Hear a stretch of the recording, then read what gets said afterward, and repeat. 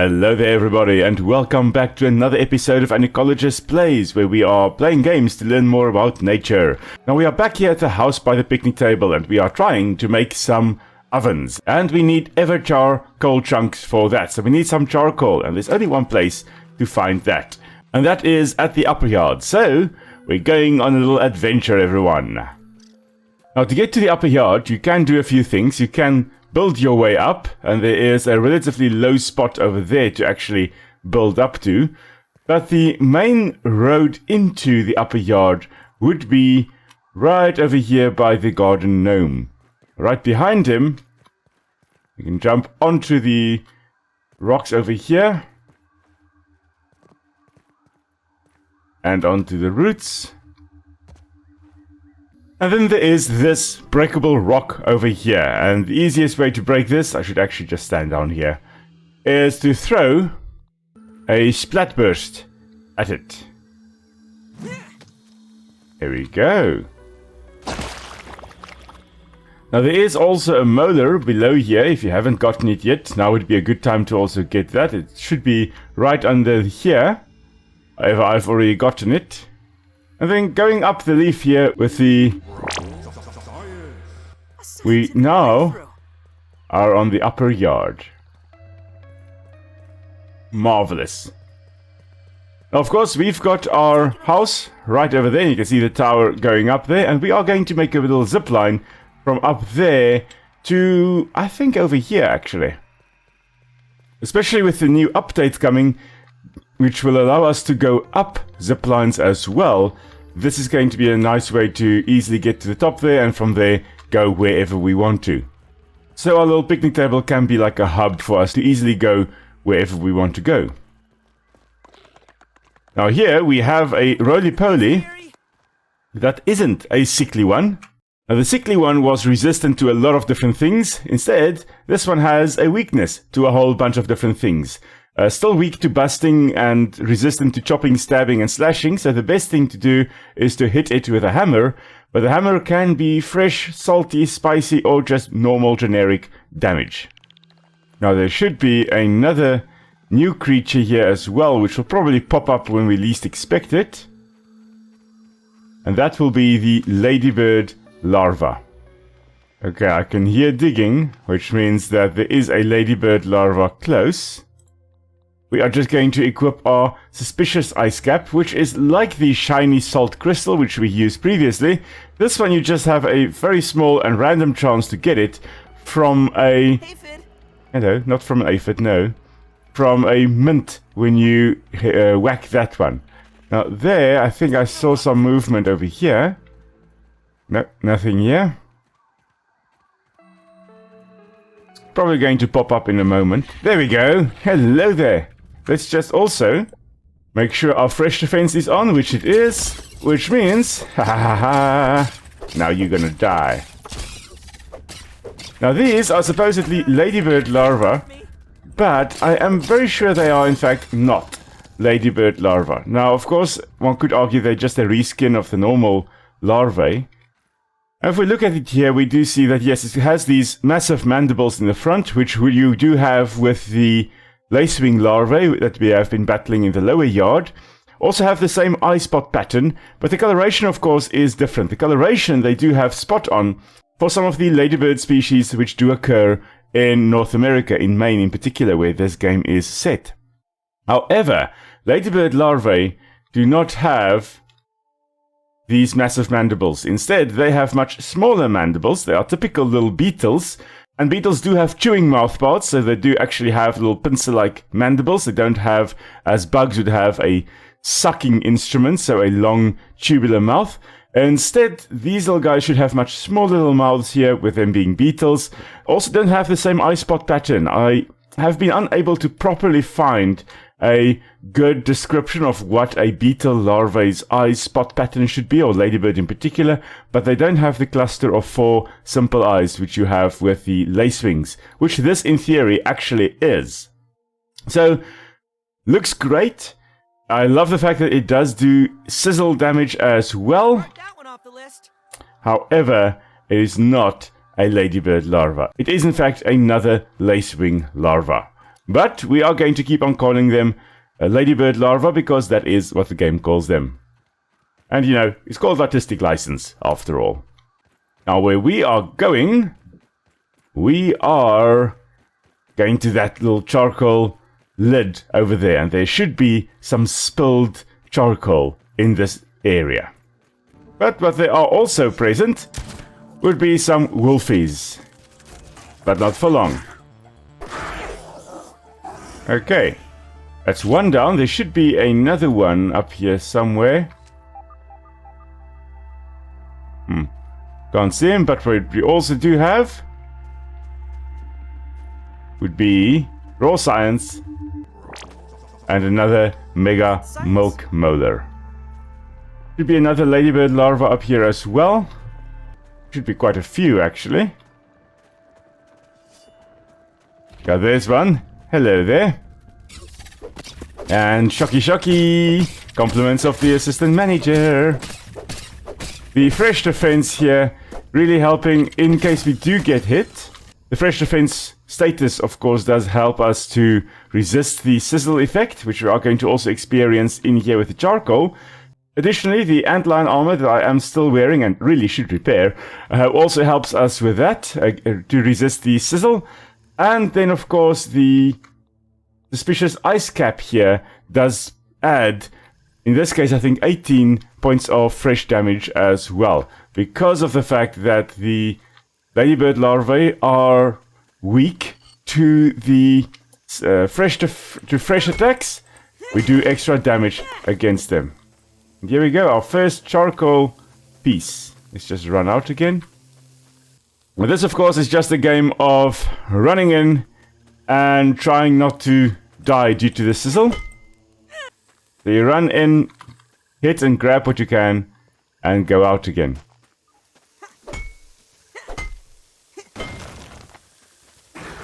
Hello there, Wolfie. Sorry, Wolfie, we have got other things to go focus on now. Sheesh. We were trying to get away from the sizzle, and then this guy popped up. No. Bad Wolfie. Very bad Wolfie.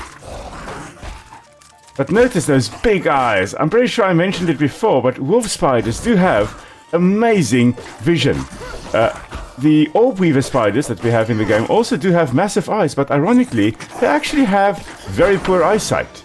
Some of the worst in the world. But these guys with their big forward-facing eyes, quite a few smaller eyes to the side as well, they really have got excellent eyesight. Okay, so we were up here, trying to get my bearings again. It's burning. It does indeed burn, Pete. And we were getting greedy over here, trying to get as many charcoal pieces as we could, and in the process had a bit of sizzle there. Almost started taking damage. And then as we're running away, of course, the Wolfie decides, you know what will be fun? Let's ambush this little weird thing running around with 2 legs instead of 6. Now going through here and running over here, go. We do have another mega milk molar. Let's grab that and run away, Stanley. Be free. Okay, I did get quite a nice haul from that with 20 charcoal pieces. I think I've got everything that... No, as I say that, of course, there is another one. Right up here. Now, generally, you wouldn't find a lot of creatures living in an environment like this, where it is so scorching hot.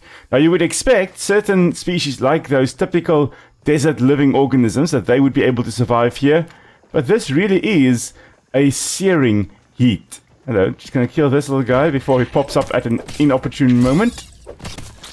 And he's gone. Now, the types of organisms you would expect there in environments like this, where there is such an extremely hot environment, or in cases like this, where it's an extremely hot pool of water. So in this case, you can stand in this pool of water and it actually heals you very, very slowly, but your health does trickle up on at the bottom there. But the types of organisms you would find here, either in extremely hot environments or very salty environments or extremely acidic environments, those would be what we call extremophiles. Extremophiles being organisms that love extreme conditions, and they survive under extreme conditions. And they thrive under these extreme conditions, mainly because very few other species are able to tolerate it. And so there's no competition for them surviving there. And because there's no competition here with other species, no interspecific competition, which is competition between them and the different species, they can do very, very well. Now we do have another little guy under here. We are just going to grab everything here. Because it is getting quite hot, let's just come and stand here. Okay, so that was the agricultural entomologist's badge that we also got there. Now that badge there, great if you want to do more damage and can't do perfect blocking in any case. But for me, I love my perfect blocks, so I won't be using it because that badge does give you increased attack, but it gives you imperfect block as well. I'm not sure whether that means you cannot block at all, or it is more challenging to block. Either way, don't like it, not going to do it. Now that entomologist also did take 2 photos. There's a photo of a massive scabby, and this is most likely Dr. Wendell Tully's, the one that we have for the quest, where we have to go and locate Wendell's scab by his favorite chair near the shed. I suspect that is it, yeah. And then we also have a suspicious snapshot of a coffee maker. So this we have heard about previously. Burgle did tell us, or I did mention that Burgle mentioned something about a Java-matic. And so we need to head to the coffee maker at some point as well. Okay, we are back home. And before we do anything else, let's take a quick nap.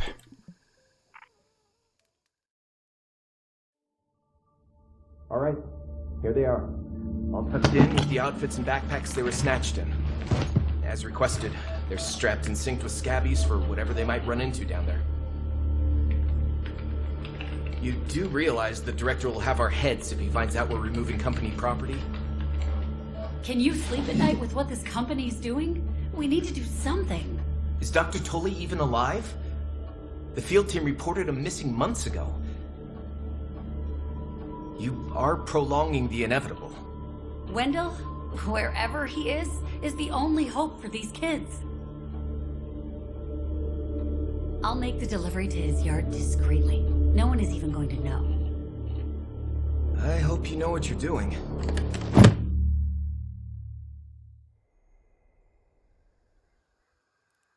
Interesting. So that's how we got onto the yard. Now we've put the charcoal chunks into the oven over here, into the 2 ovens. All we need now would be some Bombardier boiling glands. And we are going to go get that now. Now just to show you what I meant earlier about the mouthparts of the ladybird beetle, of the ladybird larvae up there at the upper yard, this is the correct proportion. So you see you've got this typical predatory beetle over here, and you've got the mouthparts here, not massive as you have with the lacewing larvae. Now of course lacewing larvae do have these massive jaws, but then the adults do not. So the adults do not have those massive mandibles. But that is just because they do change, of course, when they metamorphose. The brave adventurer strode forth, approaching the mouth of the foreboding cave. What horrors awaited within? I suspect the horrors awaiting within would be a wolfie. Let's just check here.